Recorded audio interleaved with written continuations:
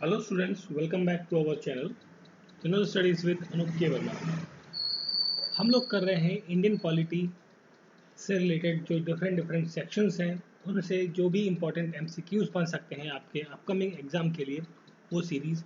और इस सीरीज़ में हमने शुरू किया था चैप्टर पार्लियामेंट का। तो पार्लियामेंट का एक वीडियो हमने कवर अप ऑलरेडी कर लिया है जिसमें कुछ को इम्पोर्टेंट क्वेश्चंस जो हैं प्रीवियस ईयर्स में आए हुए क्वेश्चंस को हमने कवर अप किया था। और ये है पार्ट 2 उसी सीरीज़ का पार्लियामेंट पार्ट का पार्ट 2। इसके अंदर कुछ और इम्पोर्टेंट क्वेश्चंस को हम करने वाले हैं। आई होप सो आप सभी को वीडियो अच्छी लग रही होगी। तो अच्छी लग रही है तो प्लीज़ लाइक शेयर और सब्सक्राइब चैनल को ज़रूर करें। तो आप देख सकते हैं पहला क्वेश्चन है हमारा आज का, which of the following are the financial committee of the parliament in India. भारतीय जो संसद है वहाँ की जो फाइनेंशियल कमिटीज़ हैं वो इनमें से कौन सी हैं। तो अगर जो हम बात करें फाइनेंशियल कमिटीज़ की, तो जो आपको ये लिखा हुआ है पीएसी, पब्लिक अकाउंट कमेटी, इसे कहते हैं पीएसी, पैक कहा जाता है इसे। देखिए एक वर्ड आपने सुना होगा सीएजी, कंट्रोलर ऑडिटर जनरल, ठीक है, जिसे आप भारत के महान्यायवादी कहते हैं, ठीक है। तो जो सीएजी होती है वो जब ऑडिट करती है अकाउंट्स को, किसके अकाउंट्स को, ये अकाउंट्स को ऑडिट करती है किसके, यूनियन गवर्नमेंट के, मतलब जो सेंट्रल गवर्नमेंट है, और या फिर साथ में स्टेट गवर्नमेंट के। यूनियन और स्टेट गवर्नमेंट के अकाउंट्स को ऑडिट करती है। उस रिपोर्ट को सीएजी किसको सबमिट करती है, प्रेसिडेंट को, राष्ट्रपति को ये सबमिट करती है। अब राष्ट्रपति क्या करते हैं, उस रिपोर्ट को जो सीएजी ने बनाई है वो संसद के पटल पर रखते हैं। वो कहाँ रखते हैं, पार्लियामेंट के अंदर रखते हैं। पार्लियामेंट के अंदर वो रिपोर्ट रखते हैं। पार्लियामेंट क्या करती है, पार्लियामेंट एक कमेटी बनाती है जिसे कहते हैं पैक, ठीक है। और पैक जो है इस रिपोर्ट को फाइनली पब्लिश कर देता है कि भाई कैग ने घोटाला निकाला, और वो पब्लिश हो जाती है through the public account committee, ठीक है। तो ये जो आपकी कमेटी है पब्लिक अकाउंट कमेटी, ये किससे संबंधित हो गई, ये हो गई आपकी फाइनेंस कमेटी है, किसकी, पार्लियामेंट की, ठीक है। पार्लियामेंट के अंदर ये बनती है पब्लिक अकाउंट कमेटी। इसके अंदर जो मेंबर्स होते हैं टोटल 22 मेंबर्स होते हैं, ये इंपॉर्टेंट पार्ट है। 22 में से 15 मेंबर्स होते हैं लोकसभा से और 7 मेंबर्स होते हैं राज्यसभा से। ये क्वेश्चन कई बार पूछा जाता है कि पब्लिक अकाउंट कमेटी के अंदर राज्यसभा के मेंबर्स कितने होते हैं। अलग अलग तरीके से ये क्वेश्चन पूछा जाता है, फ्रेम किया जाता है, ठीक है। तो ये तो है आपकी एक इंस्टीट्यूशन। फिर आती है एस्टीमेट कमेटी। एस्टीमेट कमेटी जो है ये जो बजट होता है, मतलब जितना भी एस्टिमेट लगा कि भाई इस फाइनेंशियल ईयर में कितना खर्चा होगा, किन किन चीज़ों पे होगा, ये सभी चीज़ों को एनालाइज करने का काम जो है एस्टिमेट कमेटी करती है। इसके अंदर 30 मेंबर्स होते हैं। कितने लोग होते हैं, 30 मेंबर्स होते हैं। और वो सारे के सारे मेंबर्स कहाँ से होते हैं, लोकसभा से। देखिए जितनी कमिटीज़ हैं और जहाँ से जो मेंबर्स होते हैं उनका डिस्ट्रीब्यूशन, ये बहुत ही इंपॉर्टेंट पॉइंट है, आपके आने वाले एग्जाम्स में कहीं ना कहीं ज़रूर पूछा जाएगा। Committee on public undertaking, committee on public undertaking, इसके अंदर भी कितने लोग होते हैं, इसके अंदर भी 22 लोगों की एक मेंबर कमेटी होती है, और जिसमें से 15 लोग लोकसभा से होते हैं और 7 लोग आपके राज्यसभा से होते हैं। देखिए committee on public undertaking and public account committee PAC, इन दोनों में नंबर ऑफ जो मेंबर्स हैं वो सेम है, और कहाँ से लिए जाते हैं वो भी सेम है। तो ये तीनों जो संस्थाएं हैं या कमिटीज़ हैं बेसिकली, ये तीनों फाइनेंशियल कमिटीज़ हैं पार्लियामेंट ऑफ इंडिया की। संसद के अंदर जो है फाइनेंशियल कमिटीज़ का रोल प्ले करती हैं। तो 1 2 3 तीनों करेक्ट है, तो क्वेश्चन का करेक्ट आंसर हो जाएगा ऑप्शन नंबर डी, 1 2 3, ठीक है। तो बाकी जो इन्फॉर्मेशन मैंने आपके साथ शेयर की वो भी काफ़ी ज़्यादा इंपॉर्टेंट है। फिर नेक्स्ट क्वेश्चन है, who was the first speaker to discard to official wing and prescribe over the house and wearing a Gandhi cap. देखिए इस प्रश्न में पूछा गया है कि वो कौन से स्पीकर थे। स्पीकर का हम बात कर रहे हैं, दैट इज लोकसभा के स्पीकर की बात कर रहे हैं। एलएस लिखा हुआ है, लोकसभा स्पीकर। तो लोकसभा स्पीकर के वो कौन से, मतलब पहले जो स्पीकर कौन से थे जिन्होंने, वो क्या करते थे, विग पहनते थे एक, ठीक है। तो जब वो स्पीकर के पद पर तैनात हुए, मतलब जब उनकी नियुक्ति की गई, तो उन्होंने वो विग हटाकर उसकी जगह हाउस के अंदर जो सदन है लोकसभा का, वहाँ पर गांधी गैप, जो गांधी टोपी है, उसे पहना। तो वो थे लोकसभा के पहले speaker GB Mavalankar. Option number C है करेक्ट आंसर, जीबी मावलंकर। चलिए फिर बात करते हैं नेक्स्ट क्वेश्चन। देखिए ये थोड़ा सा 2 पॉइंट वाला है, मल्टीपल ऑप्शंस वाला क्वेश्चंस भी कई बार एग्जाम्स में पूछे जाते हैं। तो 2 स्टेटमेंट दी गई हैं आपको बताना है कौन सी स्टेटमेंट सही है, करेक्ट पूछा गया है, इसमें से कौन सी करेक्ट है कौन सी नहीं है। तो देखिए सबसे पहले स्टेटमेंट में पूछा है सैलरीज एंड अलाउंसेस जो है किसके, speaker of the Lok Sabha, Lok Sabha के जो स्पीकर हैं। एट प्रेजेंट हम बात करें तो लोकसभा के स्पीकर कौन है, ओम बिरला। ठीक है, ये आपको पता होना चाहिए। ओम बिरला जो है एट प्रेजेंट लोकसभा के स्पीकर हैं और उनका जो संसदीय क्षेत्र है वो कहाँ का है, वो है कोटा। ठीक है, तो कई बार हो सकता है किसी एग्जाम में आपसे पूछ लिया जाए। तो लोकसभा के स्पीकर की जो सैलरीज या अलाउंसेस होते हैं वो चार्ज होते हैं from the consolidated fund of India से। बिल्कुल, ये स्टेटमेंट आपकी सही है। जो भी भत्ता मिलता है, सैलरीज मिलती हैं, जो सुख सुविधाएं मिलती हैं स्पीकर ऑफ लोकसभा के, वो सारी चीज़ें कहाँ से, वो पैसा जो कहाँ से आता है बेसिकली ये पूछा गया है। वो सारा पैसा आता है आपका कंसोलिडेटेड फंड ऑफ इंडिया से। ठीक है, जो भारत सरकार का खजाना है, राजकोष है, वहाँ से। ठीक, सेकंड स्टेटमेंट है in the warrant of proceeding the speaker of Lok Sabha rank higher than all the union cabinet minister other than the prime minister. ठीक है, अब देखिए यहाँ पर क्या है पूछा गया है। इस क्वेश्चन में कहा गया है कि जो वारंट है, वारंट ऑफ प्रोसीडिंग, जो स्पीकर ऑफ लोकसभा है उनकी जो रैंक है वो हायर होती है सभी। देखिए बेसिकली इसमें रैंकिंग के बारे में पूछा गया। देखिए रैंकिंग की अगर जो हम बात करें तो देखिए सबसे ऊपर होते हैं प्राइम मिनिस्टर इस फील्ड में। प्राइम मिनिस्टर के बाद होता है सेकंड पोजीशन पे स्पीकर नंबर, स्पीकर के बाद आती है काउंसिल ऑफ मिनिस्टर। ये होती है बेसिकली क्रोनोलॉजी ऑफ रैंकिंग, मतलब फर्स्ट पोजीशन पे प्राइम मिनिस्टर, सेकंड पे speaker. In terms of house की हम बात कर रहे हैं, मतलब जो स्पीकर से ऊपर का पद जो होता है वो होता है प्रधानमंत्री का। ठीक है, तो डेफिनेटली ये स्टेटमेंट भी आपकी क्या है, सही है। तो सही है तो करेक्ट आंसर क्या हो जाता है, ऑप्शन नंबर सी हो जाएगा। Both 1 and 2 statements are correct. ठीक है, अब ये तो हो गई एक बात, बट हम जैसे जानते हैं कि भारत के जो प्रथम नागरिक हैं वो कौन है, वो होते हैं प्रेसिडेंट। तो सबसे ऊपर है प्रेसिडेंट, उनके बाद आता है वाइस प्रेसिडेंट का नंबर सेकंड नंबर पर। ठीक है, इसके बाद आता है प्रधानमंत्री का नंबर। तो इस तरीके से ये क्रोनोलॉजी होती है और साथ में एक ये क्रोनोलॉजी होती है। ठीक है, तो ये दोनों चीज़ें आपको ध्यान होनी चाहिए। तो क्वेश्चन का करेक्ट आंसर है ऑप्शन नंबर सी। लोकसभा के अंदर unless there is an quorum, मतलब लोकसभा के अंदर एक क्वारम होगा, the speaker should not conduct the proceeding to ensure this. अब देखिए यहाँ पर पूछा गया है कि जो एक क्वारम होता है, क्वारम दैट मीन्स, क्वारम का मतलब ये होता है कि 1/10 मेंबर, मतलब भारत के संसद जो हम स्पेशली बात करें लोकसभा की, तो लोकसभा में कितने लोगों की संख्या है, 543। 543 का 10% कितना होता है, 55 लोग, लगभग 55 लोग। अब लोकसभा की जो कार्यवाही है ये पूछा गया है कि तब तक नहीं हो सकती जब तक 1/10 मतलब 55 लोग सभा में, सदन में मौजूद ना हो। ठीक है, the speaker should not proceed the procedure to ensure this. अब ये चीज़ को देखो, ये बेसिकली यहाँ पर देखिए क्वारम मतलब हो गया कि 55% या 55 लोग, मतलब 543 में से 55 लोग आपके प्रेजेंट होने चाहिए, मेंबर ऑफ पार्लियामेंट आपके संसद के अंदर। बट यहाँ पर ऐसी कोई स्टेटमेंट नहीं है, स्टेटमेंट दूसरे तरीके से पूछी गई है। अब स्टेटमेंट में क्या है कि the speaker usually count the head at the beginning of every day first session. देखिए जब कभी भी ये कहा गया है कि स्पीकर जो है वो सभी लोगों की काउंटिंग करते हैं क्या, भाई जितने लोग मेंबर प्रेजेंट हैं, एब्सेंट है, अटेंडेंस लेने का काम करते हैं क्या, नहीं, बिल्कुल नहीं, ऐसा नहीं करते हैं वो।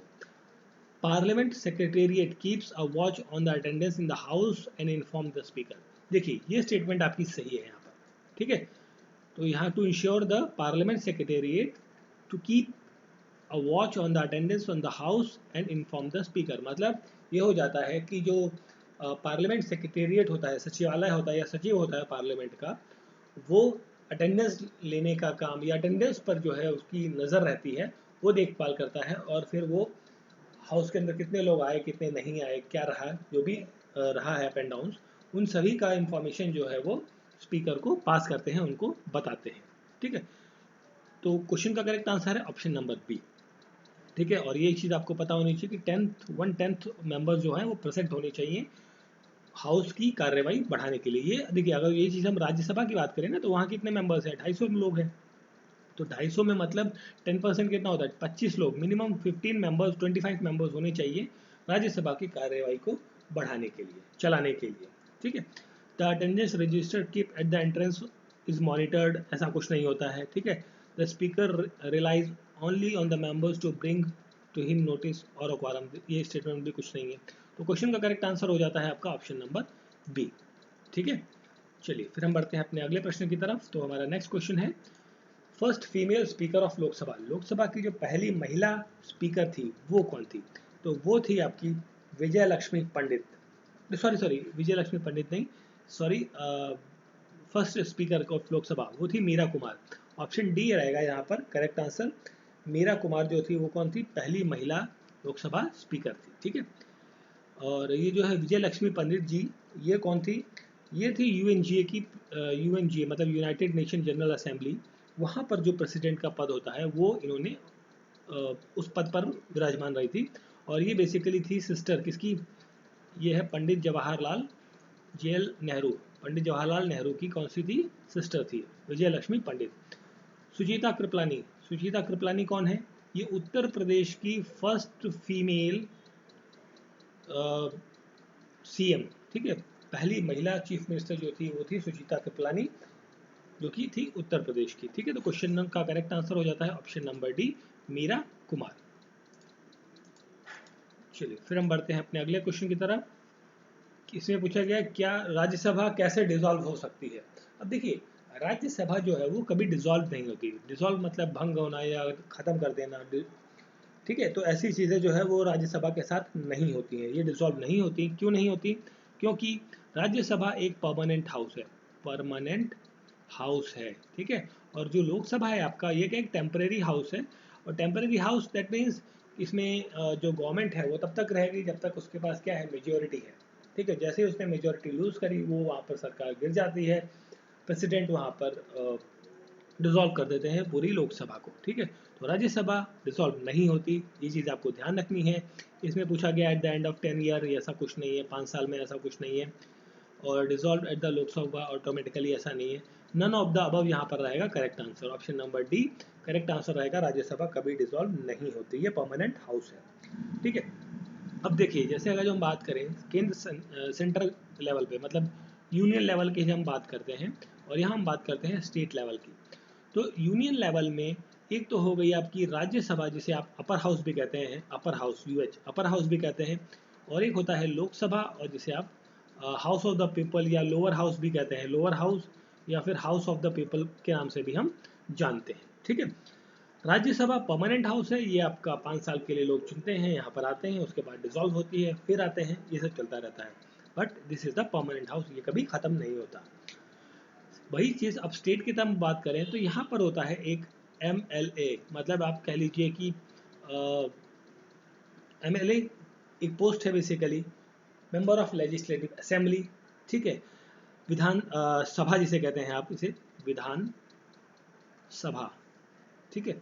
और दूसरा होता है MLC, ये होता है विधान परिषद, विधान परिषद, ठीक है। अब जिस तरीके से आपकी लोकसभा काम करती है उसी तरीके से आपकी MLA वाला या विधानसभा काम करती है। यहाँ पर भी जो लोग हैं वो चुन कर आते हैं डायरेक्टली। MLC आपका परमानेंट हाउस होता है स्टेट के अंदर। बट यहाँ पर एक चीज़ और आती है कि जो विधान परिषद है ये क्या हो सकती है? अबॉलिश हो सकती है, अबॉलिश की जा सकती है, मतलब ख़त्म की जा सकती है, रद्द कर दी जा सकती है, पूरी भंग करी जा सकती है। किसके तहत? आर्टिकल 169, आर्टिकल 169 के तहत ये भंग की जा सकती है। बट इसके लिए कौन करेगा भंग? इसके लिए पार्लियामेंट इसको भंग कर सकती है। बट पार्लियामेंट इस पर एक्शन ले उससे पहले जो कंसर्न स्टेट है, उस स्टेट में ये बिल पास होना चाहिए कि भाई हम अपनी जो विधानसभा है, सॉरी विधान परिषद है, उसे क्या कर रहे हैं? भंग करना चाहते हैं। तो एक जो बिल है वो स्टेट के लेजिस्लेशन से पास होना चाहिए, उसके बाद पार्लियामेंट उस चीज़ को क्या कर सकती है? भंग कर सकती है, ठीक है। बेसिकली प्रेसिडेंट भंग करते हैं, on the name of the president वो चीज़ कैंसिल आउट हो जाती है, ठीक है। विधान परिषद भंग हो सकती है, और आपकी राज्यसभा अपर हाउस ये भंग नहीं होता है, ठीक है, रिजॉल्व नहीं होता है। ये चीज़ आपको बहुत अच्छे से पता होनी चाहिए। तो ऑप्शन नंबर डी है यहाँ पर correct answer. Sovereignty of India, Indian parliament is restricted by, देखिए सोवर्निटी ऑफ इंडियन पार्लियामेंट जो है वो रिस्ट्रिक्टेड होती है थ्रू द जुडिशियल रिव्यू, ठीक है। तो पार्लियामेंट में कोई भी लॉ बनाया गया, मान लीजिए कोई बिल आता है आपका पार्लियामेंट के अंदर, बिल आने के बाद वो दोनों हाउसेस से पास हो गया, प्रेसिडेंट ने उसे एक्ट बना दिया, साइन कर दिया। अब उसके बाद क्या होता है कि इस पे सुप्रीम कोर्ट, ठीक है, सुप्रीम कोर्ट जुडिशियल रिव्यू या एक तरीके से उस पर दोबारा से इंक्वायर कर सकती है, उसके बाद उसे नलीफाइड भी किया जा सकता है। वो सब चीज़ें हम सुप्रीम कोर्ट वाले टॉपिक के अंदर कवर अप करेंगे। बट यहाँ पर जो करेक्ट आंसर है, रिस्ट्रिक्ट करता है बेसिकली इंडियन पार्लियामेंट को, रोकता है, मतलब एक तरीके से ना, ऐसा नहीं है कि भाई इंडियन पार्लियामेंट कुछ भी चाहे कुछ भी बना दे, उसके ऊपर भी एक चीज़ है सुप्रीम कोर्ट जो उसको अपने अधिकारों को अत्यधिक फैलाव या एक मनमानी करने से रोकती है। ठीक है, तो वो आपका आता है judicial review, option number option B is the correct answer.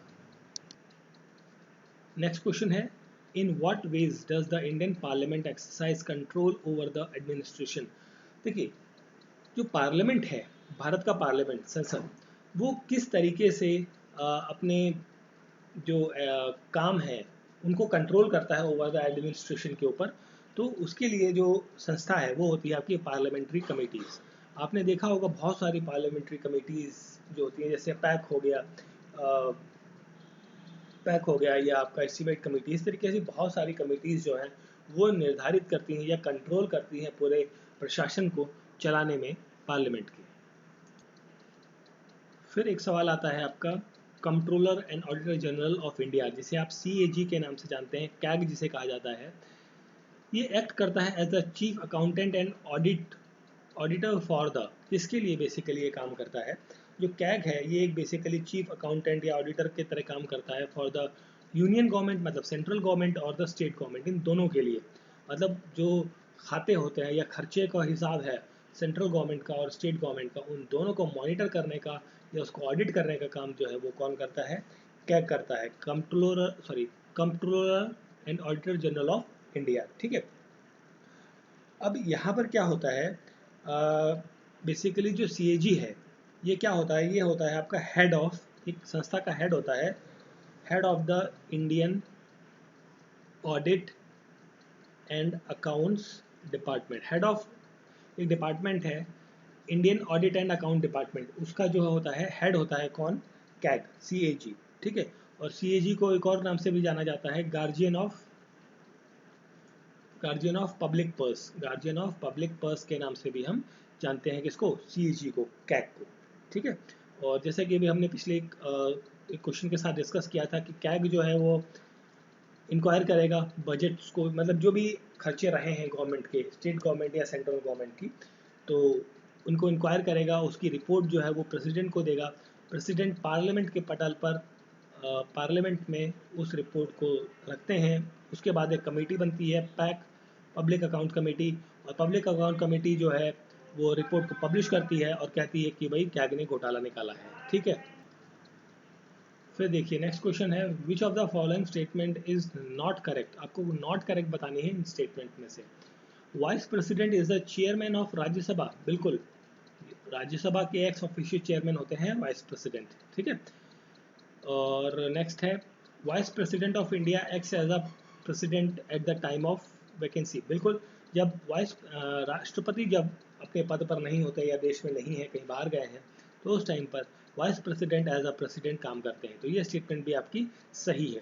और एक और चीज़ है कि वाइस प्रेसिडेंट की जब हम बात कर रहे हैं, तो अभी करंट में नए वाइस प्रेसिडेंट बने हैं, उनका नाम है जगदीप धनखड़।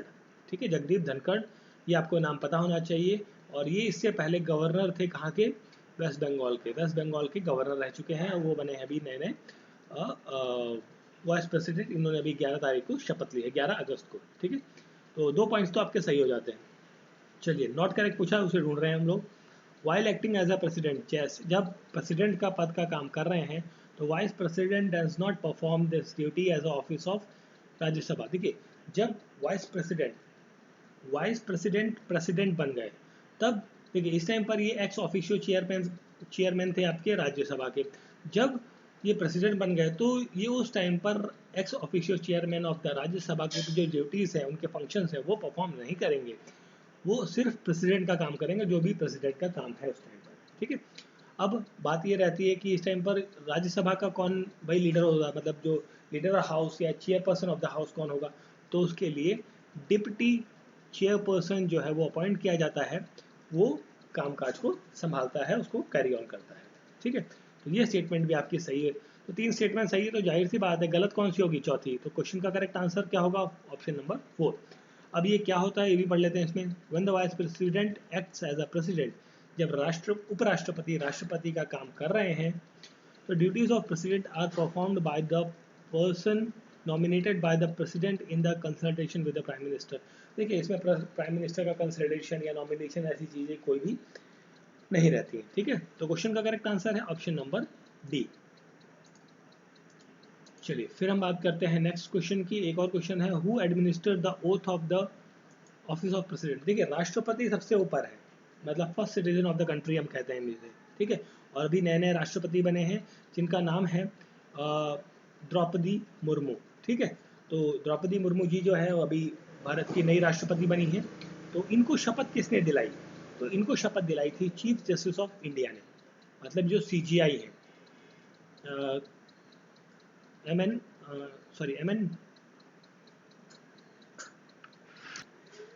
नहीं, दैट इज MV रमन्ना। ठीक है, MV रमन्ना जो एट प्रेजेंट इन्होंने इनको शपथ दिलाई थी प्रेसिडेंट ऑफ इंडिया को। ठीक है, हालांकि अभी नए चीफ जस्टिस की अनाउंसमेंट हो चुकी है, वो 27 को आई थिंक, हाँ 27 ऑफ अगस्त को अपना पदभार संभालेंगे। उनका नाम है उदय उमेश ललित। ठीक है, तो यू ललित करके नाम है उनका।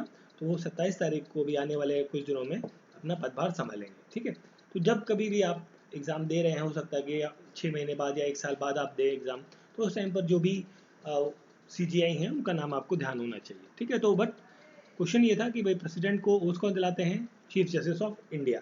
ठीक है, और इसके बारे में ओथ के बारे में, राष्ट्रपति की ओथ के बारे में जिस आर्टिकल के अंदर लिखा गया है संविधान के, वो है आर्टिकल नंबर 60। आर्टिकल 60 में इसके बारे में मेंशन किया गया है। और प्रेसिडेंट जो है वो ओथ लेते हैं किस चीज़ की, ओथ लेते हैं टू प्रोटेक्ट करेंगे, सॉरी टू प्रिजर्व करेंगे, नहीं, to preserve, protect and defend the constitution की शपथ लेते हैं राष्ट्रपति। ठीक है, तो क्वेश्चन का करेक्ट आंसर है option number A. Next question है, who is known as the second law officer of India. देखिए first law officer of India कौन होता है, अटॉर्नी जनरल ऑफ इंडिया, जिसे हम AGI कहते हैं, अटॉर्नी जनरल ऑफ इंडिया। तो सेकंड लॉ ऑफिसर कौन होगा, देखिए अटॉर्नी जनरल ऑफ इंडिया क्या हो गया, फर्स्ट लॉ ऑफिसर हो गया। ठीक है, लॉ ऑफिसर और लॉ मिनिस्टर अलग अलग पोस्ट हैं, अलग अलग पद हैं, अलग अलग व्यक्ति हैं। लॉ मिनिस्टर आपका कैबिनेट मिनिस्टर होता है एक, और लॉ ऑफिसर एक आपका सरकार का एक वकील होता है, लॉयर होता है, जो गवर्नमेंट को लीगल एडवाइसेस देता है, या उस पर गवर्नमेंट के ऊपर किसी ने केस किया तो सरकार का पक्ष रखने के लिए जो व्यक्ति होता है उसे कहते हैं अटॉर्नी जनरल ऑफ इंडिया। और सेकंड जो लॉ ऑफिसर होता है भारत का, वो होता है सॉलिसिटर जनरल ऑफ इंडिया। तो यहाँ पर करेक्ट आंसर होगा option number D, solicitor general of India second law officer है। ठीक है, और इसका जो कार्यकाल होता है वो लगभग 3 साल के आसपास का रहता है। ठीक है, और इसे अपॉइंट किया जाता है on the recommendation of the prime minister. ठीक है, और अपॉइंट कौन करता है, डेफिनेटली प्रेसिडेंट करते हैं। क्वेश्चन में पूछा है कि कौन इनवाइट करता है in the parliament for any suggestion और एडवाइस। देखिए पार्लियामेंट में सरकार को सजेशन और एडवाइस कौन देगा, अटॉर्नी जनरल ऑफ इंडिया देगा। मतलब यहाँ पर इनडायरेक्टली पूछा है कि जो फर्स्ट लीगल ऑफिसर है, जो हमने अभी बात करी ना, first legal officer of government of India, वो कौन होता है, वो होता है अटॉर्नी जनरल ऑफ इंडिया। ठीक है, और इसके बारे में आर्टिकल नंबर 76 के अंदर मेंशन किया गया है इस चीज़ के बारे में। और अटॉर्नी जनरल ऑफ इंडिया का जो कार्यकाल है लगभग ये 5 साल का रहता है। ठीक है, मोर और लेस अगर जो हम बात करें, जैसे अगर जो इन बिटवीन 5 साल से पहले अगर जो गवर्नमेंट गिर जाती है, गवर्नमेंट अपनी मेजोरिटी लूज कर देती है, तो उस टाइम पर भी जनरली जो है कन्वेंशन है कि अटॉर्नी जनरल ऑफ इंडिया जो है वो अपने पद से त्याग दे देते हैं। नेक्स्ट क्वेश्चन असर्शन रीजन का एक क्वेश्चन है, council of minister in the union of India is collectively responsible to the Lok Sabha. बिल्कुल, देखिए काउंसिल ऑफ मिनिस्टर मतलब इसके अंदर जो काउंसिल ऑफ मिनिस्टर है, इसके अंदर कौन कौन से लोग आते हैं, जैसे होम मिनिस्टर हो गए, आपके डिफेंस मिनिस्टर है, फाइनेंस मिनिस्टर हैं, आपके जो भी जैसे अर्बन हाउसिंग मिनिस्टर हैं, जो भी अलग अलग मिनिस्ट्रीज़ हैं, जो आती हैं वो सारी किसके अंदर आती हैं, काउंसिल ऑफ मिनिस्टर, और वो कलेक्टिवली रिस्पॉन्सिबल है टुवर्ड्स द लोकसभा। बट अगर जो हम सिंपली बात करें कि जैसे अर्बन हाउसिंग मिनिस्टर है जो, या जल शक्ति मंत्री हैं जो, जल शक्ति मंत्री गजेंद्र शेखावत हैं जो अभी आज के टाइम पे जल शक्ति मंत्री जो हैं, ये जो है इंडिविजुअली ये रिस्पॉन्सिबल है towards the prime minister, individually responsible है towards the prime minister, but ये सभी लोग कलेक्टिवली रिस्पॉन्सिबल है फॉर द लोकसभा। तो असर्शन तो ठीक है आपका, ठीक है। फिर बात करते हैं हम यहाँ पर रीजन की। तो रीजन में दिया हुआ है the member of both the houses of Lok Sabha and the Rajya Sabha are eligible to be the minister of the union government. नहीं, देखिए sorry, member of both the houses of Lok Sabha and are eligible to be the minister. Okay, ठीक है। देखिए यहाँ पर ये statement भी जो है आपकी मोरलेस सही है, बट ये करेक्ट एक्सप्लेनेशन नहीं है आपके असर्शन का।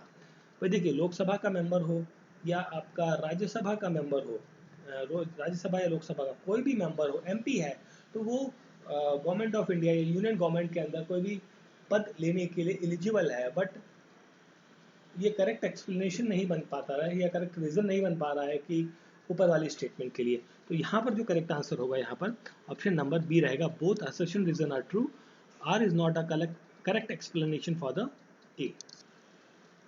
नेक्स्ट क्वेश्चन है नो कॉन्फिडेंस मोशन से, ठीक है। नो कॉन्फिडेंस मतलब आपको भाई जो गवर्नमेंट है, जो पावर में है, सरकार बनाए है, उसके खिलाफ एक नो कॉन्फिडेंस मोशन लाना है। भाई उसमें क्या होता है कि उसके लिए यहाँ पर पूछा गया है कि काउंसिल ऑफ मिनिस्टर्स के खिलाफ। देखिए council of ministers in the sense कि यहाँ पर आप बात कर रहे हैं सीधा सा गवर्नमेंट के बारे में। तो नो कॉन्फिडेंस मोशन लाने के लिए कितने मिनिमम मेंबर्स की ज़रूरत होती है कि भाई वो एक एप्लीकेशन पे साइन करें, और फिर वो एप्लीकेशन, देखिए यहाँ पर जो जरूरत होती है, हम डायरेक्टली आंसर पे आते हैं, यहाँ पर 50 लोगों की जरूरत होती है। ऑप्शन सी करेक्ट आंसर है। 50 मेंबर्स या 50 एमपीज जो हैं एक लेटर पर साइन करेंगे, मतलब एक एप्लीकेशन पर, और वो एप्लीकेशन देंगे स्पीकर ऑफ द लोकसभा पे, स्पीकर ऑफ लोकसभा, लोकसभा के जो अध्यक्ष हैं उनको देंगे कि भाई हम नो कॉन्फिडेंस मोशन लाना चाहते हैं against the government, against the council of ministers के खिलाफ, ठीक है।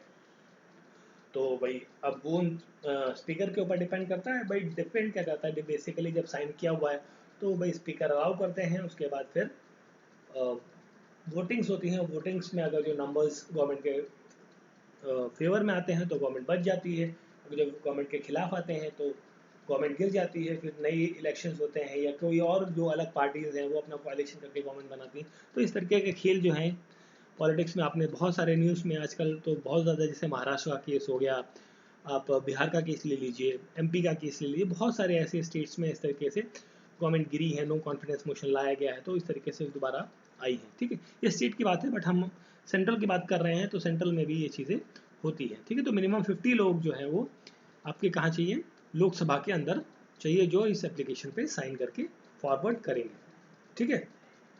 और ये जो नो कॉन्फिडेंस मोशन है ना, ये सिर्फ लोकसभा में ही अप्लाई किया जा सकता है। भाई देखिए राज्यसभा आपका क्या है, परमानेंट हाउस है, उसे तो डिसॉल्व कर नहीं सकते ना, भंग कर सकते हैं ना।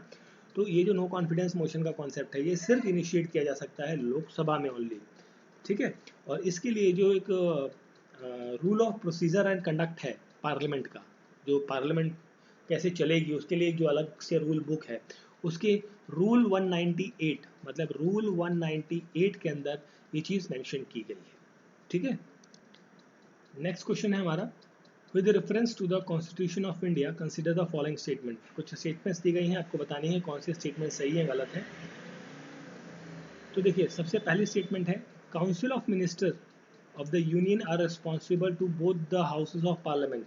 तो देखिए काउंसिल ऑफ मिनिस्टर जो है वो आपकी बोथ द हाउसेज नहीं होता है, बेसिकली वो लोअर हाउस मतलब लोकसभा के लिए रिस्पॉन्सिबल होता है, ना कि बोथ द हाउस मतलब राज्यसभा के लिए रिस्पॉन्सिबल नहीं होता है, ठीक है।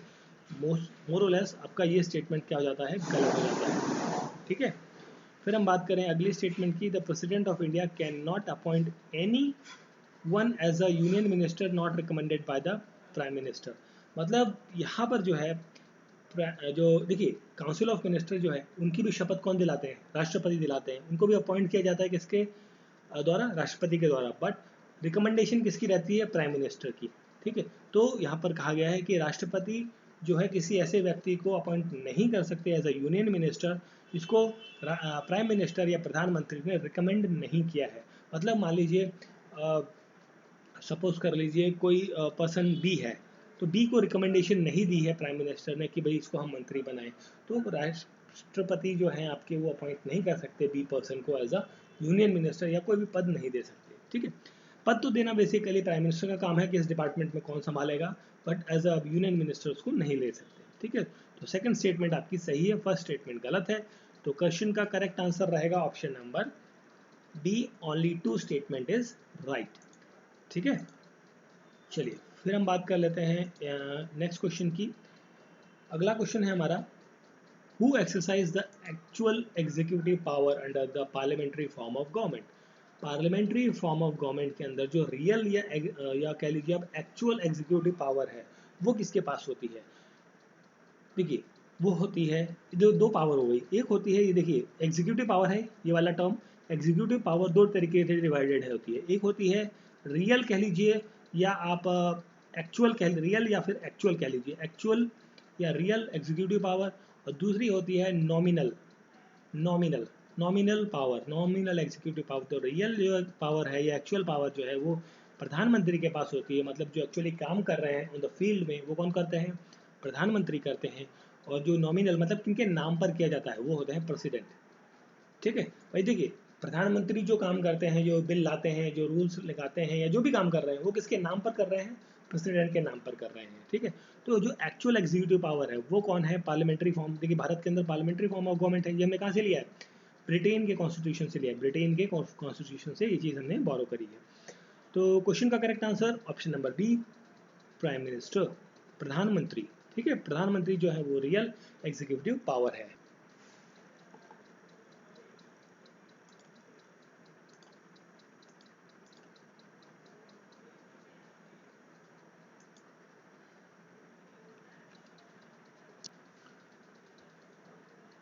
क्वेश्चन है, president can dismiss a member of council of ministers. मतलब देखिए कोई काउंसिल ऑफ मिनिस्टर है जिसमें देखिए संसद में बहुमत के लिए कितना लोग चाहिए, 273 पर्सन्स चाहिए आपको मेजोरिटी प्रूफ के लिए। अब इसमें से कुछ लोग जो है मिनिस्टर बनते हैं, सपोज कर लीजिए 50 लोगों को काउंसिल ऑफ मिनिस्टर बनी। अब इन 50 लोगों 50 नहीं होते बेसिकली, लगभग 20 मान लीजिए मोटा मोटा, ठीक है इसे हटा दीजिए, 20 लोग हैं काउंसिल ऑफ मिनिस्टर के अंदर। तो इनमें से कोई एक पर्सन है, जो एक पर्सन है उस व्यक्ति को हटा सकते हैं प्रेसिडेंट, किसकी सलाह पर। देखिए consent with the speaker, speaker से इसका कोई संबंध नहीं है, इमरजेंसी कंडीशन के अंदर कोई मतलब नहीं है, on the recommendation of prime minister, बिल्कुल सही। देखिए प्राइम मिनिस्टर अगर जो राष्ट्रपति को रिकमेंड करें कि भाई फलाना व्यक्ति है, किसी डिपार्टमेंट का कोई पद है उसके पास, हम चाहते हैं कि इसको हटाइए, आप रिमूव करिए, वो रिजाइन नहीं कर रहा है, मनमर्जी कर रहा है, तो प्रेसिडेंट जो है वो यहाँ पे अपना विशेष अधिकार यूज़ करते हुए उसको रिमूव कर सकते हैं।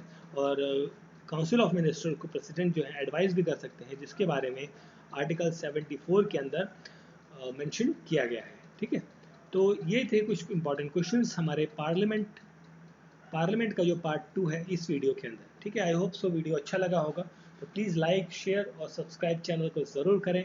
मिलते हैं नेक्स्ट पार्ट के साथ। Thank you for watching.